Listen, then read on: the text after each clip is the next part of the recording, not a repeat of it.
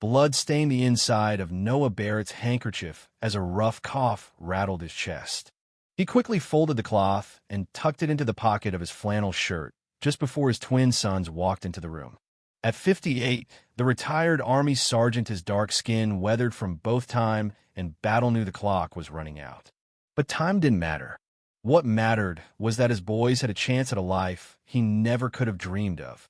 Micah and Miles, just 17, full of fire and ambition, had one dream between them: to attend Hamilton Military Academy, the top feeder institution to West Point. They talked about it daily, sometimes too much, but Noah never stopped listening. That night, once the house grew quiet and his sons were asleep, Noah stared at the medals on the wall of their modest living room.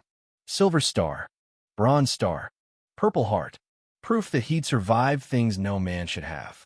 Proof that some things survived him. By sunrise, he'd made up his mind.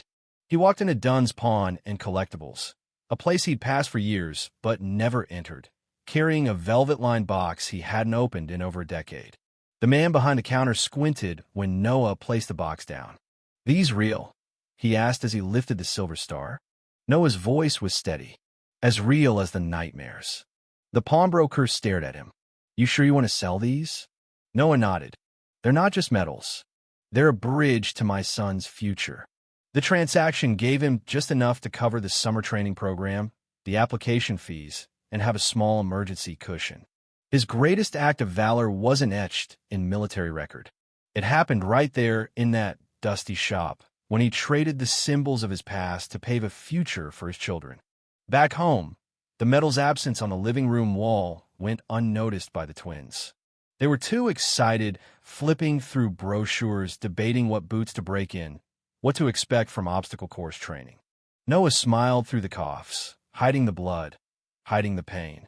He wasn't a hero in that moment. He was just a dad doing what he had to.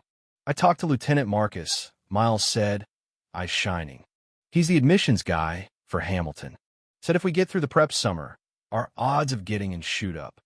Tuition's high, though," Micah added. "And there's travel, gear, tests." "Don't worry about it," Noah said.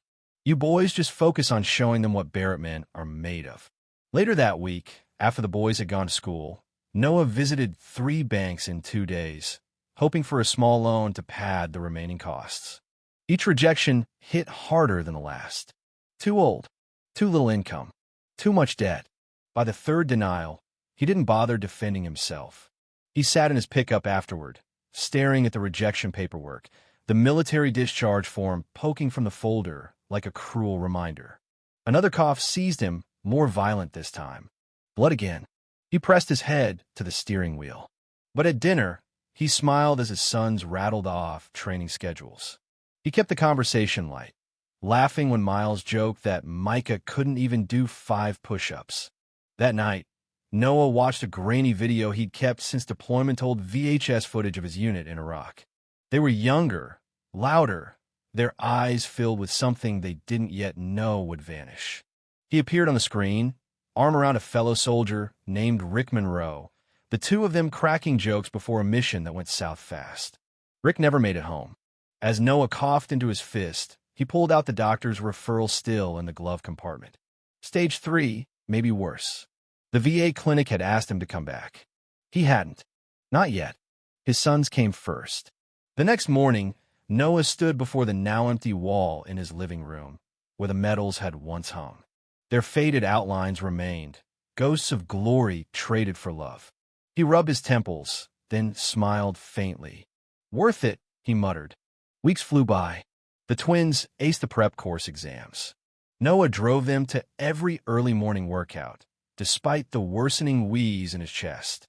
When they left for the 8-week training program in Virginia, he stood at the station, back ramrod straight, saluting as the bus disappeared. Back home, the silence was thick. Noah spent his days carving wood on the porch and helping the neighborhood kid, Jordan, who'd lost his dad in Afghanistan. He taught him how to sand properly, how to let the grain speak. They bonded in quiet grief, the boy not realizing how much he was helping Noah, too. But one afternoon, while carrying in firewood, Noah collapsed. Neighbors found him and called an ambulance.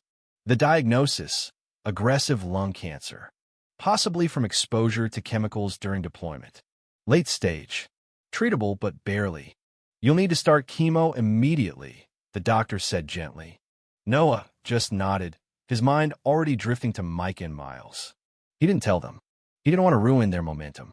Meanwhile, Micah was in Afghanistan, already a captain by 22, commanding respect with the same quiet strength his father once had. Miles worked in intelligence, buried under classified files and encrypted databases. They hadn't spoken in months. A rift formed during a mission where Miles defied an order to protect civilians. Micah, following protocol, had stayed silent at the tribunal. The fallout had been brutal. You abandoned the mission, Micah had accused. You abandoned your conscience, Miles had replied. They hadn't spoken since. But things were shifting. Miles uncovered something, a Black Ops program called Operation Eden. He traced files back to 1993 to a covert operation involving biological tests on civilians. One name stood out, Sergeant N. Barrett, his father. He dug deeper and found proof that Noah had disobeyed a direct order to evacuate innocents. The military had quietly discharged him to cover it up. Miles needed to know more. He returned home, unannounced, and was stunned by how much his father had changed. You were part of Eden, Miles said that night, pulling out the files. Noah stared at the documents, then nodded slowly. Some truths hurt more than lies, son. I need to know. I'm already in it. So is Micah. Noah sighed, then told the whole story. About the children he'd carried out of a burning compound, the orders he defied, the fellow soldier he protected by taking the fall.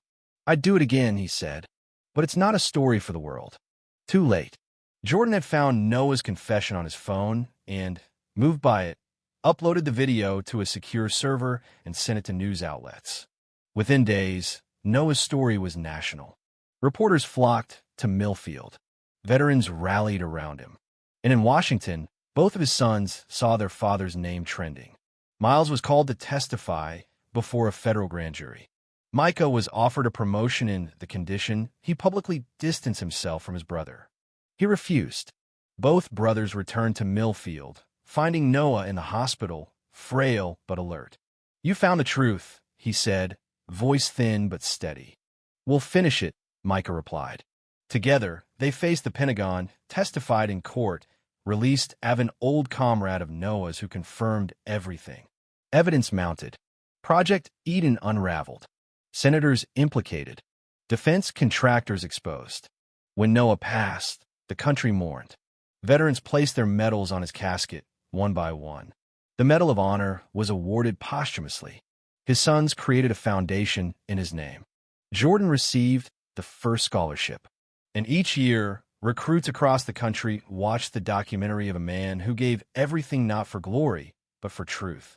Elijah Harper became Noah Barrett, and his legacy lived on it in the medals he earned, but in the lives he changed.